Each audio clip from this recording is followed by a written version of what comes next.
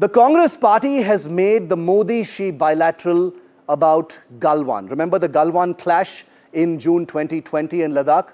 They are attacking the Prime Minister by saying that meeting Xi Jinping is an injustice to the 20 brave Indian army men who made the supreme sacrifice in the Galwan Valley 5 years ago.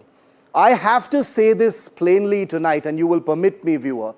This is a devious, misinformed narrative, and it is a narrative that ironically matches China's own propaganda that India somehow was defeated in Galwan.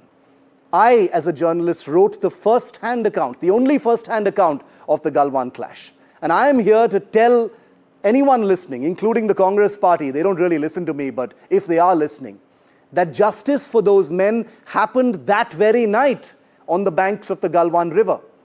It is distasteful to talk about the deaths of soldiers. I'm a defense and war reporter.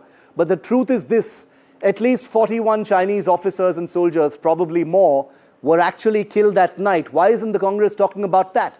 Most of the fighting happened on the Chinese side of the line of actual control. Why isn't the Congress talking about that? China failed in its objective to change facts on the ground. Why isn't the Congress talking about that?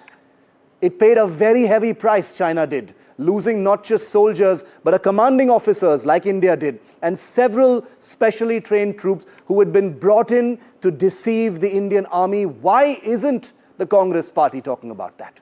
Galwan, which the Congress holds up as a symbol of defeat for India, is actually a symbol of India standing up to a lying, deceptive bully and giving back better than it got. The same Congress party that for years has preached normalization, correctly so, with our neighbors, now questions Modi when he and Xi Jinping seek to normalize ties. Not that India trusts China, but normalization is the way to go, isn't it?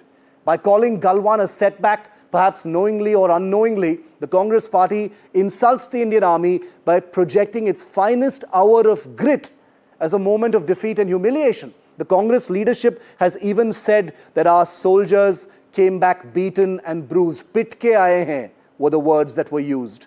This is simply false and wrong. It is India's strength and resolve at Galwan that has forced China to agree to disengage and to talk about normalization. The blood of those who fell that night was repaid in double measure. Soldiers know this, officers know this, the Indian army knows this, China knows this, India knows this. It is time the Congress party woke up as well and stopped doing what it ironically accuses the Modi government of doing: sing China's tune.